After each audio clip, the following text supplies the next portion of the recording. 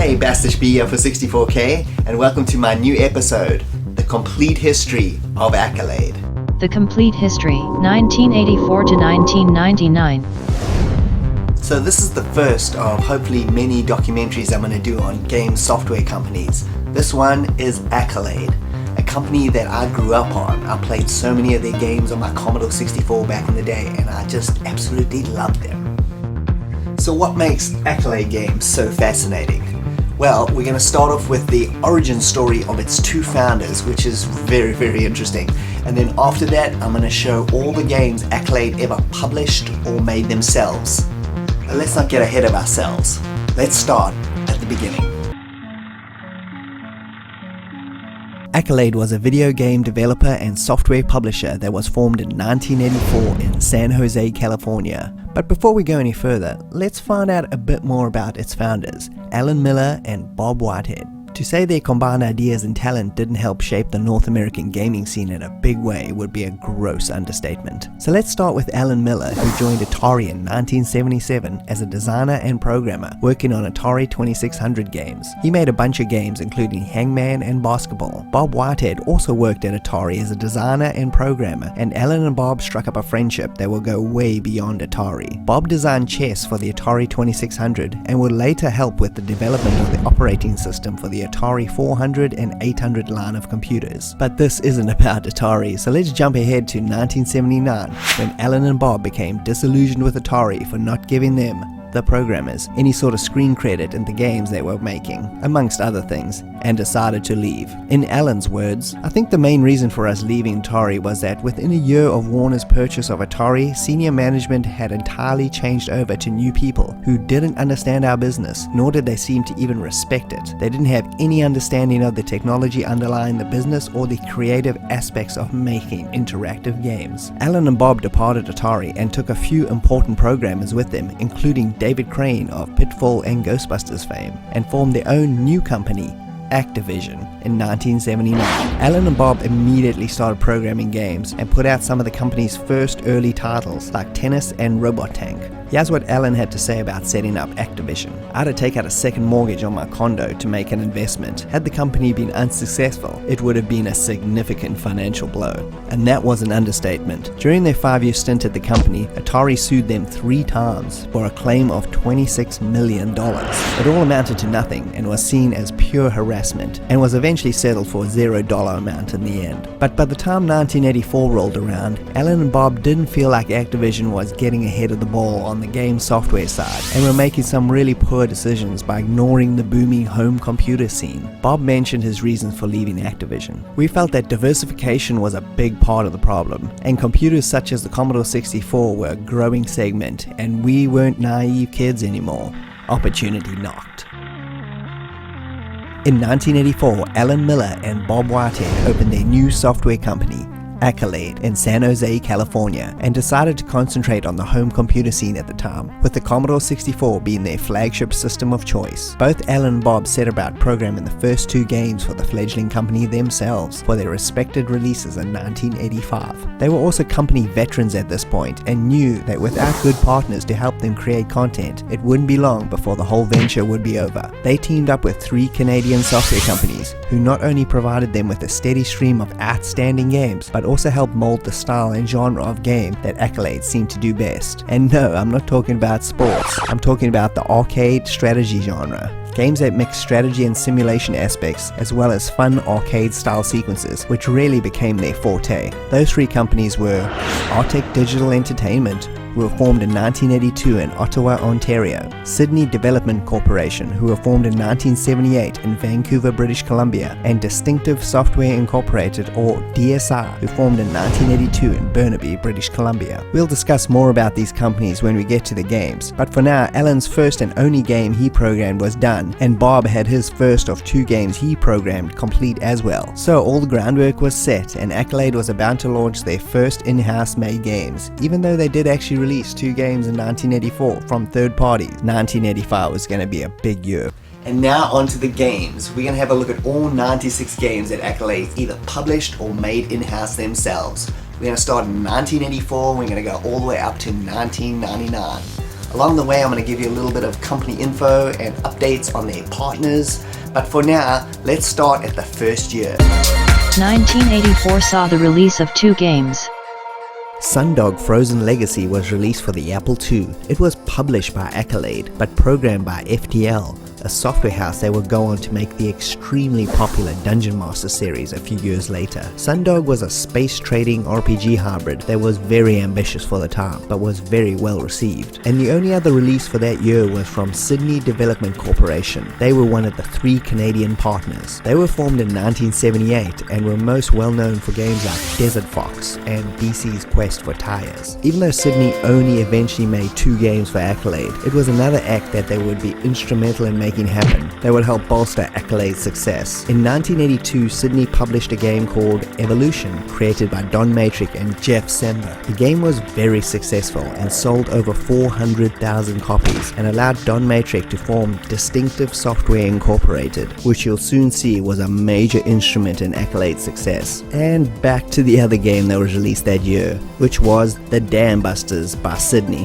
which was a World War II flight simulator where you had to take a bomber and go and blow the hell out of a German dam, all the while moving to every position in the plane and dealing with all the chaos that ensues. A very cool game and one of my first flight simulators I ever played. Also check out the excellent 1955 film as well, which this is loosely based on. This game also happened to set the tone for all future Accolade releases by combining simulation and arcade action into one game. 1985 saw the release of 3 games. Alan Miller later said in an interview about the early days, "We had extreme faith in the continued acceptance of personal computers. We were profitable after our first year of development and continued to grow and be profitable through my 10 years there." 1985 was a big year to see if they could keep the momentum going. And not only that, but 2 of the games released were programmed by Bob and Alan themselves. First up was Hardball for the Commodore 64, programmed by sports whiz himself, Bob Whitehead, and is the first of only 2 games he programmed personally. It was an extremely popular baseball series that kickstarted one of their biggest franchises. The game not only was visually impressive for the time, but Bob managed to add a managerial sim aspect to the arcade fun, which made the game appeal to both types of gamers. It was followed by 5 sequels over the years, and is probably most well known as the game Fred Savage is playing at the beginning of Princess Bride. Next up was Alan's game, Law of the West, also for the Commodore 64, which is the day in the life of a sheriff in a small town. It's part adventure game, part action, and very unique. I did a rapid fire review of this game if you want to see more information about it. Both of these games were received very well, and Alan was quoted as saying, "At Accolade I created only one game for the C64, Law of the West, but after that I entirely devoted myself to management. I initially served as Vice President of Product Development, then as Chairman and CEO. I feel it's a real shame we never got to see another game by Alan, because still to this day, Law of the West remains one of my favorite Accolade games." And the last game for 1985 was Fight Night by Sydney Development Corporation. It was released by Accolade in the US, but US Gold distributed it in Europe. This was Sydney's only other game for Accolade, and it was a pretty good one. It was a fun arcade-style boxing game with really good graphics and humor, and my dad and I would play versus on this all the time. There's also this really cool create-your-own boxer mode in it, which resulted in us making some real freaks. 1986 saw the release of 4 games. So let's start off 1986 with 2 games that Accolade produced in-house. First up was Mean 18, which was their first attempt at a golf game. It was a pretty decent start. The game did have a course editor, which was pretty unique for the time, but I always liked the leaderboard series way more, and that was released in the same year by Access Software. However, Accolade will eventually find their golf game groove later. Next was PSR 5 Trading Company, which sounds like a boring tax program, but in fact it was an excellent space trading game that I absolutely loved. The game involves you as a captain giving orders to your hand-picked crew and trying to make a delivery to a local planet. And pretty much all manner of madness breaks loose, and it's up to you as captain to keep the mission from going all to hell. Great graphics, unique gameplay. It's definitely a must-play from 1986. The next 2 games were by Artex Studios, who are one of the 3 Canadian companies working with Accolade. They were formed in 1982 in Ottawa, Ontario, Canada. Their first game was the excellent Clue-inspired murder mystery game, Killed Until Dead. which is still one of my favorite game titles ever. Really great colorful graphics, an awesome sense of detective work. It was basically the board game Clue come to life, or as lifelike as you could get in a 1986 video game. Artec probably didn't realize it at the time, but converting board games to computer games will eventually become their signature as a software company. Artec's second game is a pretty well-known ace of aces, again cementing the flight sim arcade action genre even more with this excellent title. It puts you behind the controls of a World War II bomber where you have to fly all sorts of missions like taking out V1 rockets and blowing up U-boats. I played this game a ton on my Commodore 64 and it's definitely the best version of this game out there. 1987 saw the release of 6 games. 1987 was a massive year for content, with in-house and third parties delivering some excellent product. First up was 4th and Inches, an American football game, which was programmed by Bob Whitehead. It again fell into the action strategy mold, much the same way as Hardball did, and it was very well received. Next was the first release by Distinctive Software, who were formed in 1982 in Burnaby, British Columbia, Canada, and they were able to get their foot in the door with the help of Sydney, who published their first game, which we mentioned earlier. Due to Accolade's relationship with Sydney, they found out about Distinctive and brought them into the fold, where they had been converting some of their already released games to different computer formats. Don Matrix managed to convince Bob and Alan that they could also produce original content, and were given the go-ahead to work on their own games for Accolade. The first 2 games from this extremely lucrative partnership were released in 1987. The first game was Accolade Comics, which was a pretty unorthodox game. It was a cross between one of those old choose-your-own-adventure style novels mixed in with some arcade-style action sequences. It was a very cool game in my opinion, but it didn't sell well at all, and probably had Distinctive pretty nervous at the time. But there was really nothing to worry about, because their second game, Test Drive, was a monster hit, and went on to become one of Accolade's biggest franchises next to Hardball. If you've never played the original, it's a racing game from your point of view, and it's a quite impressive feat to have pulled off on the Commodore 64 and is well worth your time. And by 1989, the game had sold over 250,000 copies. This obviously put DSR front and center in Accolade's software developers, just like Artec. And speaking of Artec, they had another 3 games out this year, which was an insane amount of content, especially considering the high quality of everything. The Train was a masterpiece of sim-action combo where you had to steal a German train in World War II and escape from Normandy. You can check out my rapid-fire review for this game for a lot more info on it. Mini Putt was a mini golf game that was tons of fun to play. And finally, Apollo 18, which was an excellent, if you knew how to play it, simulation of going to the moon, which I must have played through at least 50 times and enjoyed the whole almost cinematic experience of that game. 1988 saw the release of 10 games. First up was the US release of Pinball Wizard, which was a pinball construction game that went under the name Macadam Bumper in Europe, where it was released for all major 8-bit computers in 1985. Artec released another 2 sports games that added to Accolade's impressive sports library. Rackham was a pretty good pool/snooker simulator that was praised for its realistic ball physics at the time. And the other was Serve and Volley, which was an okay if flawed tennis game, which was well made, but the gameplay was pretty difficult to get to grips with. DSR produced another 2 fantastic games, the first being Power at Sea, a naval sim/arcade combo in World War II when you are taking back the Japanese occupied islands in the Pacific in your massive aircraft carrier. Super underrated game. And the second was Grand Prix Circuit, one of my favorite C64 Formula 1 racing games, which sports a brilliant SID soundtrack and fantastic graphics. Just check out my C64 Top 10 Racing Games video for more info on that. Accolade's in-house team pumped out a bunch of great stuff as well. Fast Break was a pretty good basketball game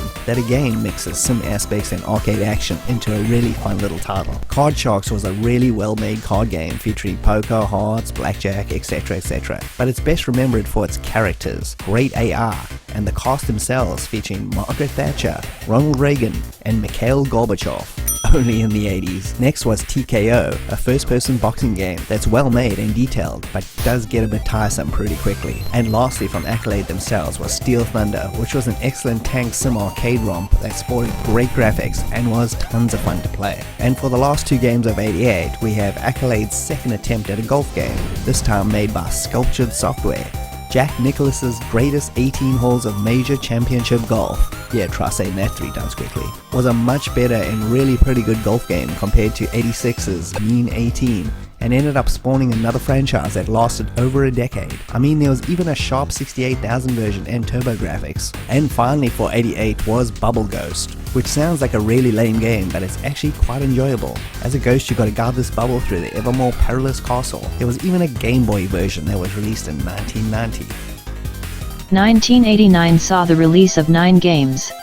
Okay, so let's check out some of the wildcard games first for this year, starting with the long-forgotten The Third Courier, a Cold War type detective game similar in style to Deja Vu or other such titles at the time. We also saw Don't Go Alone by Sterling Silver Software, which was a game I'd never heard of before starting to capture footage, and I gotta say, it's really a well-made modern-day RPG set in this creepy mansion that I'm totally gonna go back to and play a little bit more later. Now let's jump over to Artec, who had Blue Angels, the stunt flight sim game that was based on the Blue Angels stunt team. This was a game that honestly bore me to death as a kid, and even now when I play it, it's even more boring. So let's move on to Accolade's in-house team, who put out Day of the Viper on DOS and Amiga, which was a weird first-person sci-fi game of sorts, and it was pretty decent for the time. The other release was Bar Games, which would never get a release in this day and age with everybody being offended by everything. Just like the name suggests, you play games at a bar like wet t-shirt contests, air hockey, liar's dice, etc, etc. The game is mildly amusing in a Lizard Suit Larry kind of way. And lastly, we got DSR's last games as a partner with Accolade, which was a real shame. The first one up was the sequel to Hardball, Hardball 2,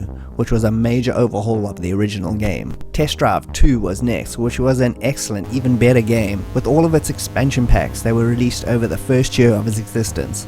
And The Cycles, which was a pretty good motorbike Grand Prix simulator, which was basically Grand Prix circuit on a motorbike. And unfortunately, that was the last release for the DSR Accolade Union. Another sad bit of news was that Sydney Development Corporation filed for bankruptcy and was gone for good, which was another massive blow to Accolade's stellar Canadian partnerships that had been so lucrative up until that point. 1990 saw the release of 7 games.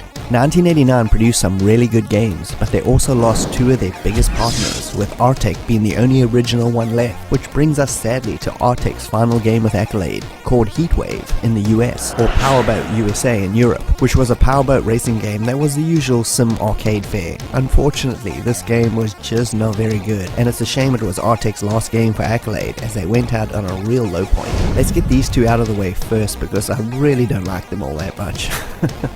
First up was Ishido Way of the Stones, which was a Japanese board game. Ishido, it's just plain boring as a video game. And the next one was The Game of Harmony, or E-Motion as it's known in Europe, which was a puzzle game that I honestly just don't really care that much for. It's just simply not my genre of gaming, so if you like it, then that's great. Now back to the stuff that I like. A game called Strike Aces by Vector Graphics, which had me all confused for a while because I had sworn I'd never played this until I started it up, and it turns out it's a European game, Fighter Bomber, which was released by Activision in Europe and was renamed Strike Aces for the US market. Anyway, pretty damn cool flight simulator with great 3D graphics for the time. Next we had 3 really great games from Accolade, starting with Gunboat, which was a Vietnam gunboat sim arcade game in the classic Accolade style, where you control all the crew in the chaotic action. Next was Test Drive 3, which took the series into the 3D realm with a similar graphic style to all racing games at the time, aka it looked and played a lot like Atari's hard driving, and that's all good in my book. And lastly for 1990 was a very cool forgotten point and click adventure style game called Altered Destiny, which was like nothing they had done before,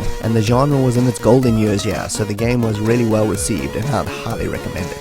1991 saw the release of 9 games. 1991 was one of Accolade's biggest years for pure output. 9 games were released, with lots of new partners entering the fold. Of note, a lot of these games have multiple release dates, so I've tried to be as accurate as possible, but some of these games may have come out a year earlier for you, or maybe a year later, wherever you lived in the world at the time. Also, Accolade started making and releasing Sega Genesis games, which would lead to a bit of a squabble with Sega themselves, but more on that later. First up for games was the release of Stratego, based on the Milton Bradley board game of the same name. Pretty good overall. Next was the second golf game in the Jack Nicklaus series, called Jack Nicklaus's Unlimited Golf and Course Design, a game made by Sculptured Software and allowed you to make your own courses and save them so you could torture your friends later with your bad video game designing techniques. Next was Mark Dichter Power Football for the Genesis, which was an American football game in the traditional sense. Hoverforce by Astral Software was a first-person or first-car person thing game with you hunting criminals in the future in your swanky hover car. The game's Winter Challenge was a pretty good multi-event sports game, again filling the void in the genre after Epic's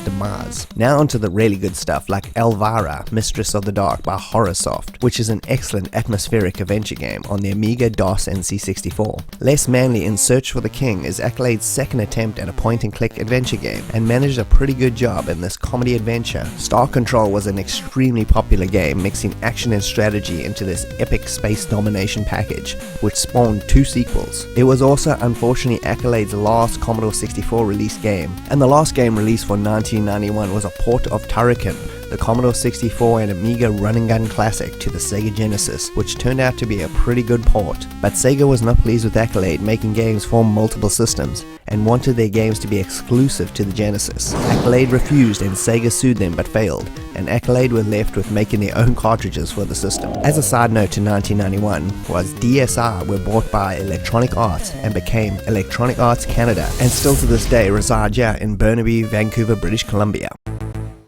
1992 saw the release of 8 games. 1992 turned out to be another good year for Accolade in terms of quality and diversity, including many console games as well as PC releases. So let's get the mediocre stuff out of the way first, like Zyconics, which was a cheap Tetris knockoff, and Snoopy's Game Club, which I'm not going to get into because it's basically just an edutainment product. Now, onto the good stuff.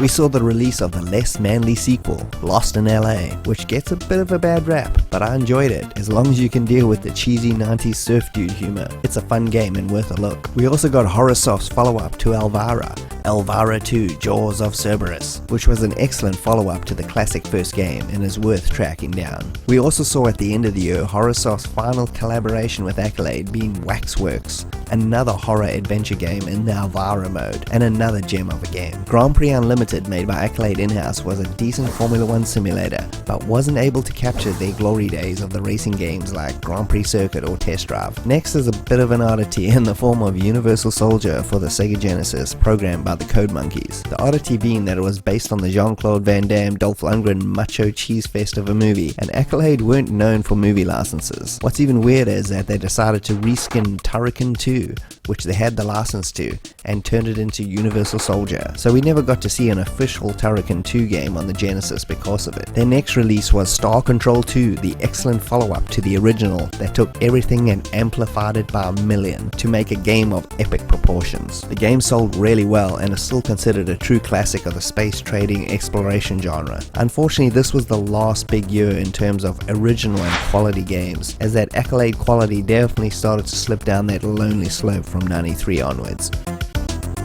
1993 saw the release of 7 games.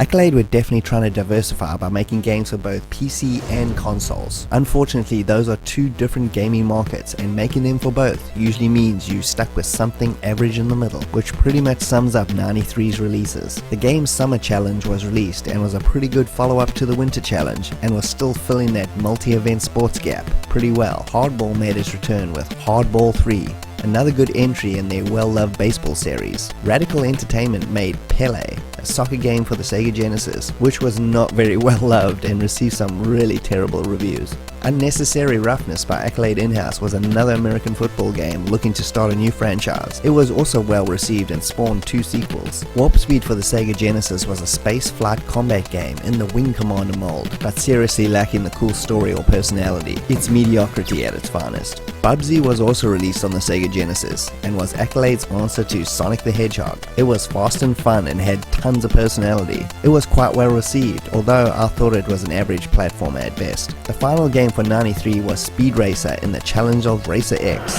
which was a licensed game based on the Speed Racer cartoon series released for DOS that I quite enjoyed back in the day, even though it was reviewed quite badly and ended 93 on a bit of a low point. So what was happening in Accolade that had the quality slip so far so quickly? 1994 would be able to answer that question.